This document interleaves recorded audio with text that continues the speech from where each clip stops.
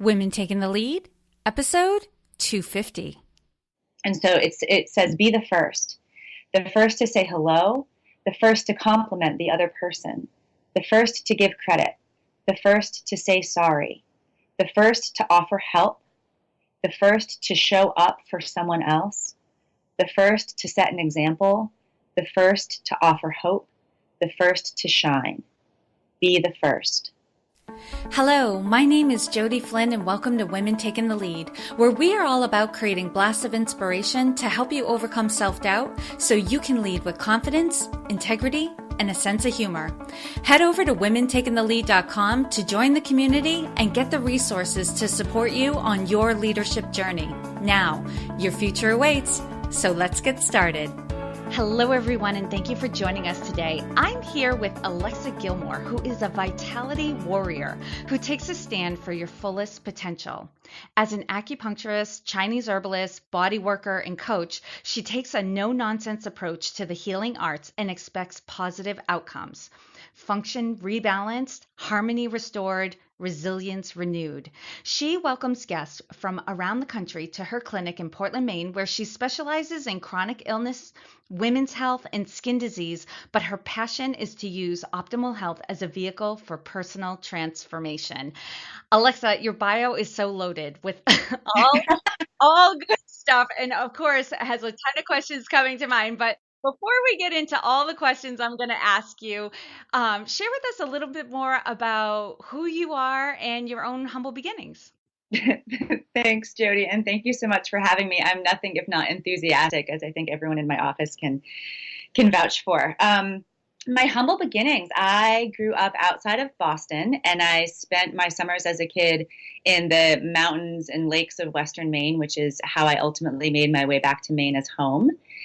And did some traveling in between, wound up first going to undergrad in California. And I think choosing to leave that school after my first year was maybe my first claiming of really who I was, despite signs maybe asking me to do otherwise.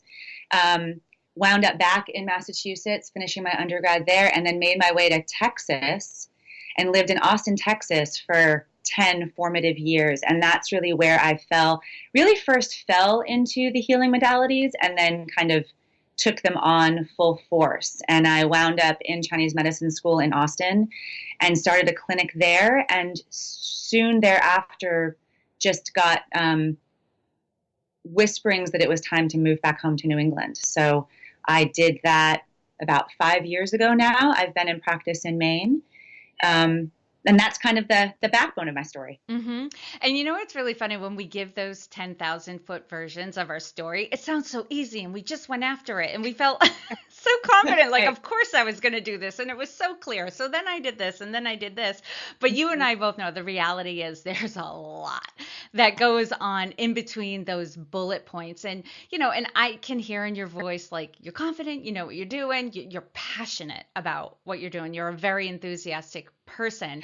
But I always love to have my guests start off with, those humanizing moments, like these stories that we can all connect with on a human level because we've been there before. So if you could take us back to a time when you were playing small and you may not have been aware of it at the time. It might have only been in retrospect that you thought like, wow, I was capable of so much more. Like, why did I undervalue myself or anything like that?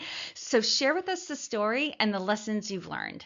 Yeah, absolutely. And I think that's a great question. And I think it's actually a question, honestly, Jody, that I try to ask myself every day, because I think that it's stepping up and being brave in those little moments that gives us the capacity to step up and be brave in the big moments where maybe technically it matters more. But we all get those little hits of like, ooh, I wish I said that, or ooh, I wish I hadn't said that, or whatever it is. So one thing that comes to mind not too terribly long ago is probably back in early winter. And I've had the good fortune of really being pretty successful in my Chinese medicine practice. I have been from very early on about as maxed out as somebody can be as a solo practitioner, seeing patients a week. And I've hit a ceiling. And so then the question becomes, okay, where do you want to go from here? So I've accomplished what I wanted to. I have a clinic that looks like a busy, successful acupuncture clinic.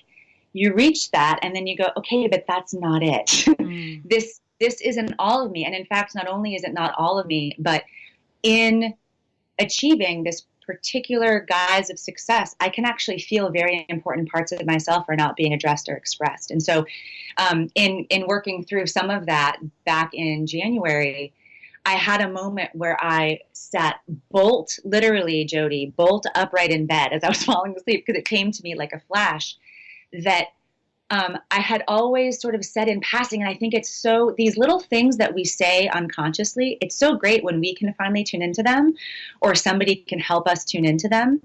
I'd always said in passing, if only I could get my hands on people kind of uninterrupted for as many hours as I needed to, magic would happen. And in that moment in January, I thought, okay, if that's true, well, why isn't that true, right? If you actually think that, and I guess the reason that I never followed through on that is because, oh, well, like it doesn't work that way, right? You don't have the opportunity to work with people that way. Clinical practice looks like X, Y, Z. It looks like exactly how I have been doing it. And so there is this moment of, why does it have to look that way? That can be how it works for some people, and it served me for this period of time. But I actually want to be practicing in a way that's where I'm working the most magic I possibly can in the world. So it's a little bit about playing small, because I think it takes bravery to just decide to do things differently. But it's a little bit about just coming to a deeper realization of who I am and how I want to be and show up in the world, and what I want to offer. Yeah, I love that you're telling this story, because a few different things came to mind while you were talking. One is like, I think many of us have had the experience where we have the goal, right? The goal was to be a full-time practitioner, right? To just, be maxed out, and then you'll have made it. And then you got there and you were like, this isn't it. Exactly. Yeah.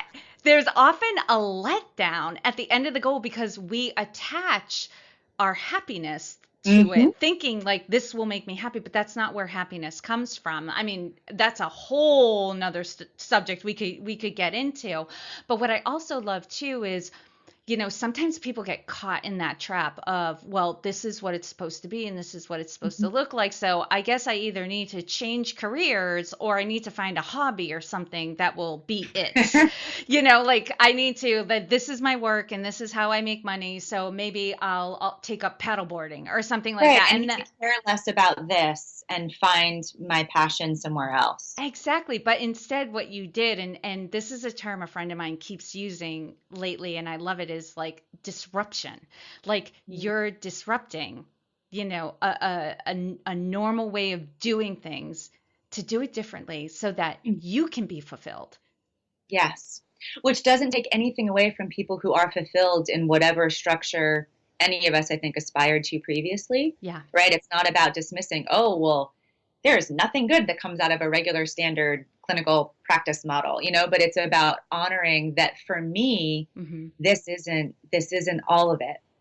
Yep. And there's nothing wrong with that. Like I love how you're kind of underscoring that, because, my finding my bliss doesn't take away from you finding yours. Like it will not look the same. And in fact, if it did look the same, something was probably off.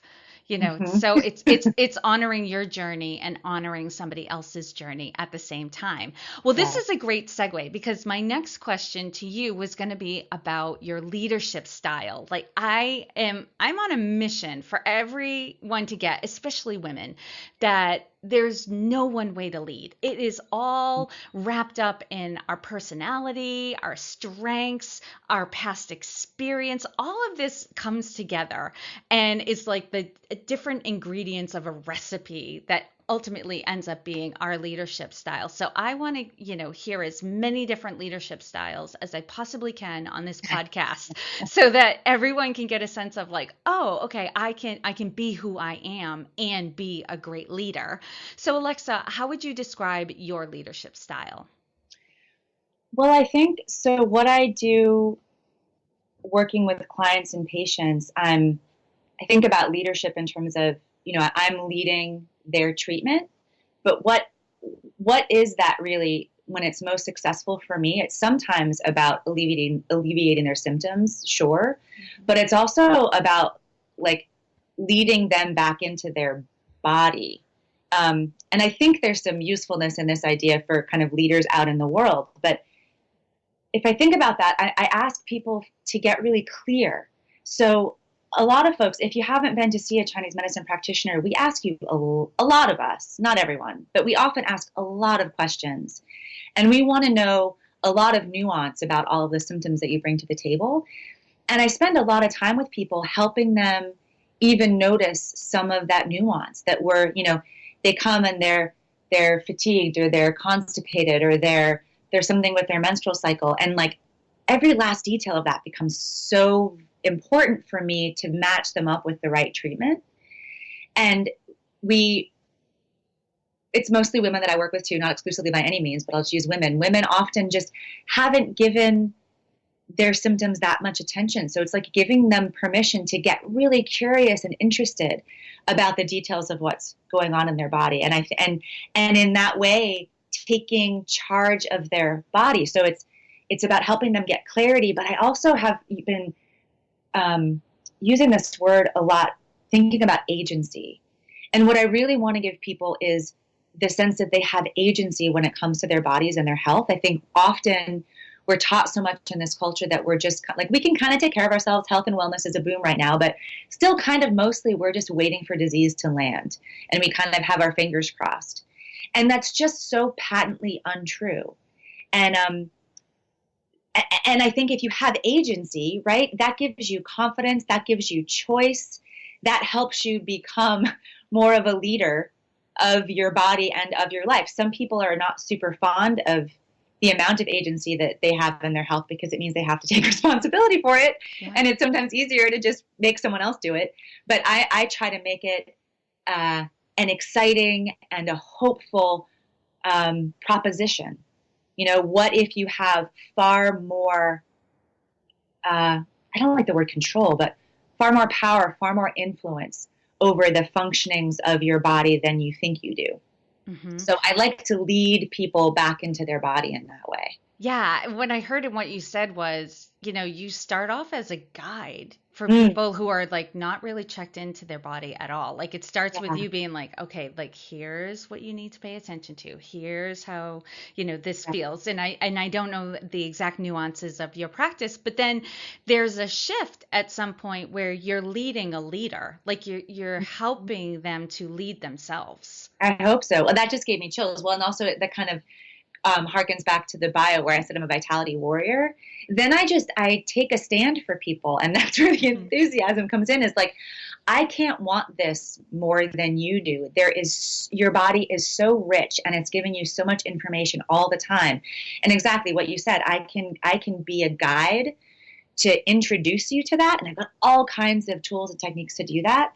And then I use my enthusiasm to hopefully get you as excited about leading your own body as I am excited at the prospect of that. Mm-hmm. I love that. And this is just going to segue one thing into another. This is all just going to fold. It's almost like an ocean wave. So Alexa, tell us about one thing you're working on right now that you're really excited about. Yeah, well, you're right. It is going to segue because it's exactly that. So I'm working on there is so much of this basic how to take care of yourself and how to understand how your system operates from a different perspective than the mainstream Western approach, which is totally useful and valuable, but only one approach. There's so much that those of us who practice Chinese medicine have access to. And so we know how to kind of organize ourselves around health promotion, health preservation, as opposed to just treating disease. In our culture, we tend to flip it, and like I've said, and wait and just treat the disease. And I really want to mainstream all of that. I want to develop more programs that take it out of the clinic. So even if you're not coming, and I'm in the process of doing that, even if you're not coming in for your digestion, your menstrual cycle, whatever it is, here's here's how you should eat in winter. Here's why I think you should wear a scarf. Here's why you shouldn't let your feet get too cold and wet. Like all these things that I know and can share as appropriate for each individual patient in the room, but it's just great guiding knowledge for how to take care of your body. And I am in the process of packaging that up and getting it out there outside of the clinical one-to-ones that I'm still primarily in. I love that. Okay. And on the flip side of things, because there's always the next thing, right? Like we come up with solutions to what we're facing, and then we're on the other side of it and it feels great. And then we've got the next thing that we're working on. So what would you say is the biggest leadership or business challenge that you're faced with right now? And we'll see if there might be an opportunity for some quick laser coaching. Well, for me, it's the transition from a clinical space to an online space. And, wanting to stay obviously fully present in the clinical work and the one-on-one work that I do, which is sometimes out of the clinic as well, while also carving out time to create an online space to really have a broader reach. Okay, so tell me about what it means to be fully present in your office space. It means I'm not feeling rushed. It means I'm using negatives. I should use positives. So when I'm fully present, I'm sort of on task in any given moment. Oh, it keeps going to the knots. I'm not working. My hours are not too long. Yeah. Alexa, I say to my clients, say it the way you're thinking it, because that's where we can uncover like where some of the struggle is. Like when we just blah, say it. Yeah. Yeah. Mm-hmm. So it's not feeling rushed in clinic. It's not having my days be too long. It's making sure that I have time every day for my own stillness and mindfulness and self-care so that I can have so that the vision is free to come in for the next steps. It's about not having to multitask. I do pretty much everything in my office, and some weeks I see upwards of 50 patients a week, and so there's a lot of finagling, and multitasking can sort of get overwhelming. It's also about always having enough time to treat every person as thoroughly as is warranted. And that's different person to person, day to day, and case to case even. Yeah, absolutely. And what I'm hearing and what you're saying and why you kept coming out with negatives was because this is fear-based. That if I start diving into the online world, that's going to take so much time and energy and attention that it will pull me away from the sense of calm and being in power and, having time for my self-care, having time for my patients. So it's almost like this going into the online world ultimately feels like a solution, but there's the concern that, in the middle of it, in the dip, like there's going to be a sacrifice that it will be out of integrity with who you are. Okay. And the learning curve involved in the technology that's inherent in being in the online space. Mm-hmm. And what's the concern there?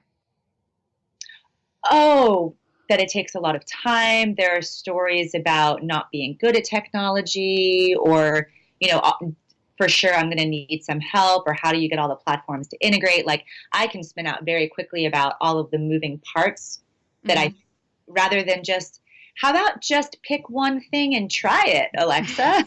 How about that?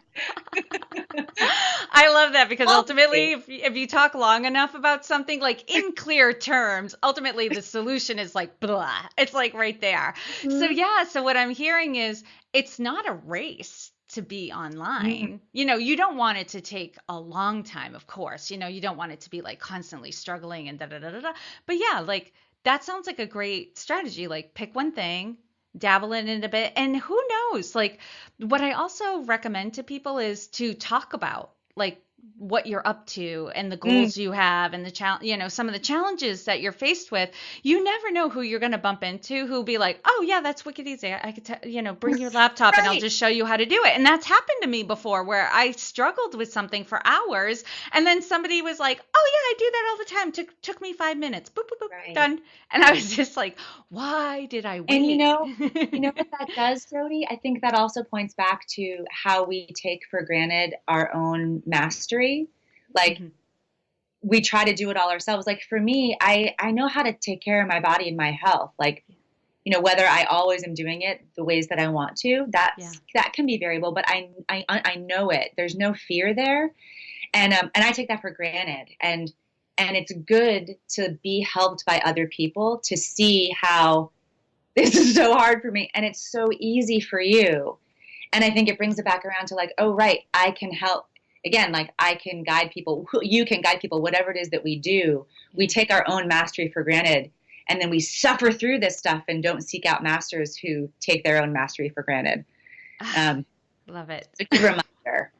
It is a good reminder. And what's really funny is I was just listening to a podcast this morning that was talking about, especially for women, because we are collaborative beings. Not to say that men aren't, but it is at our core in our style. Like if we are primarily like feminine energy, we can do some things on our own. We can do it and it's fine.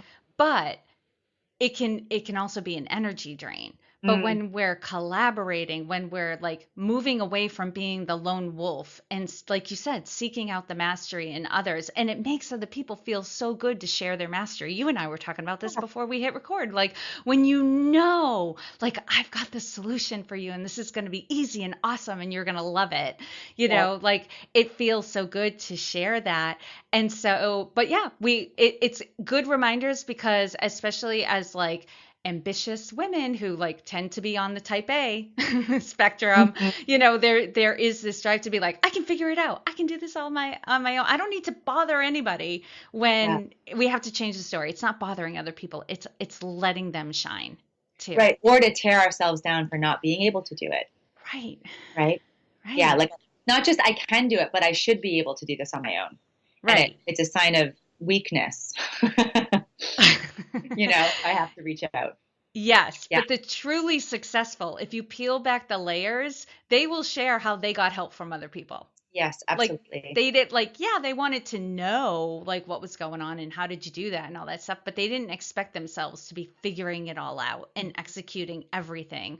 In fact, some of the most, you get to a point where, like you said, like you'll cap out if you're hour for hour. Yeah. You can only do so much, but then when you take a step back and you delegate and you outsource and you leverage your time, like then you can achieve all new levels of success.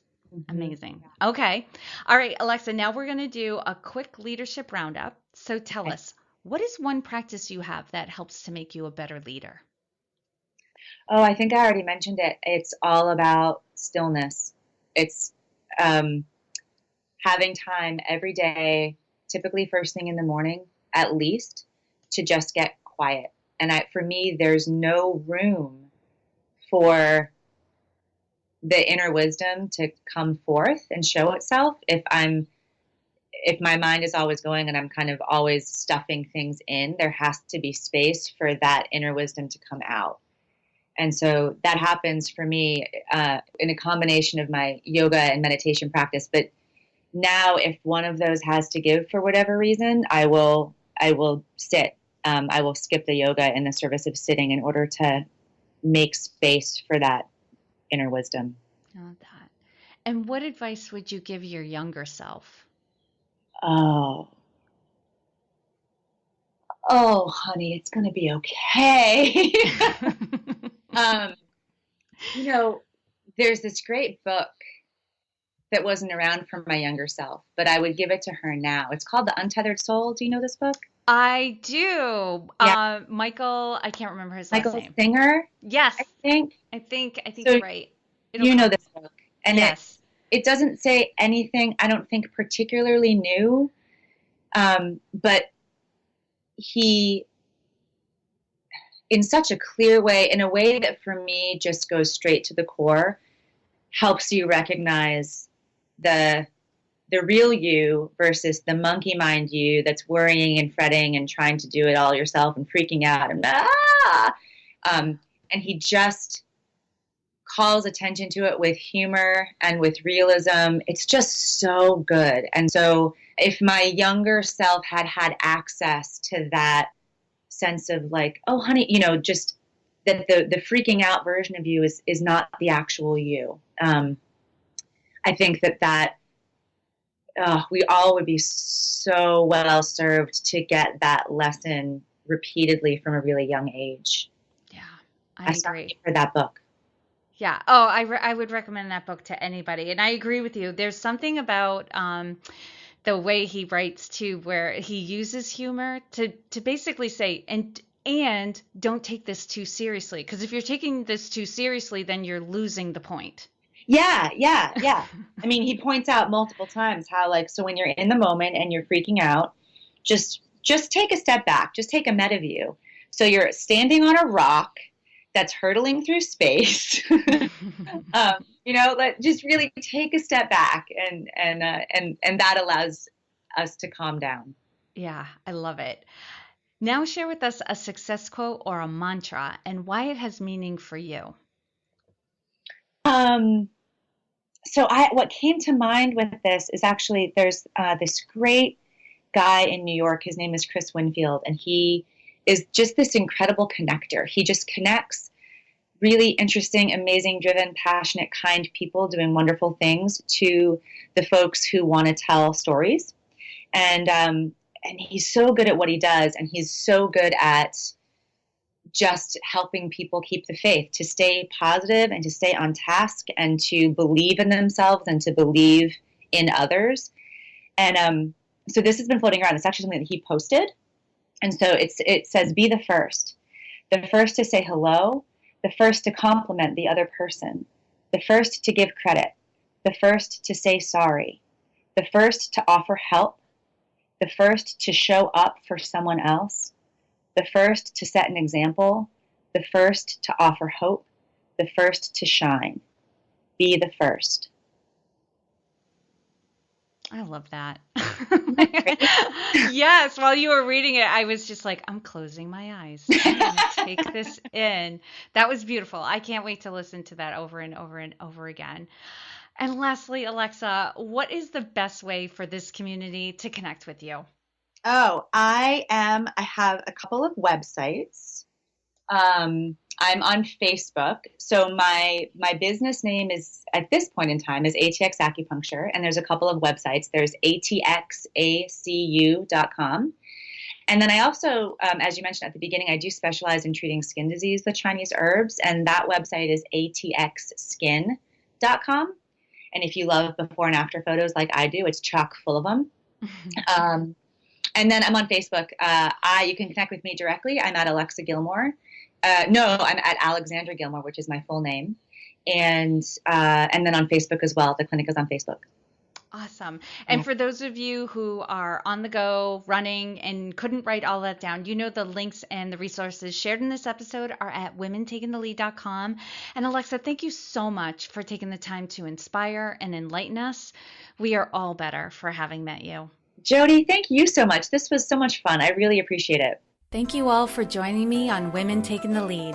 And to strengthen you on your own leadership journey, I'd like to send you off with a quote from Marianne Williamson, so here goes. Our deepest fear is not that we are inadequate. Our deepest fear is that we are powerful beyond measure. It is our light, not our darkness, that most frightens us. We ask ourselves, who am I to be brilliant, gorgeous, talented, fabulous? Actually, who are you not to be? You are a child of God. Your playing small does not serve the world. There is nothing enlightened about shrinking so that other people won't feel insecure around you. We are all meant to shine as children do. We were born to make manifest the glory of God that is within us. It's not just in some of us, it's in everyone. And as we let our own light shine, we unconsciously give other people permission to do the same. As we are liberated from our own fear, our presence automatically liberates others. Again, thank you for joining me, and here's to your success.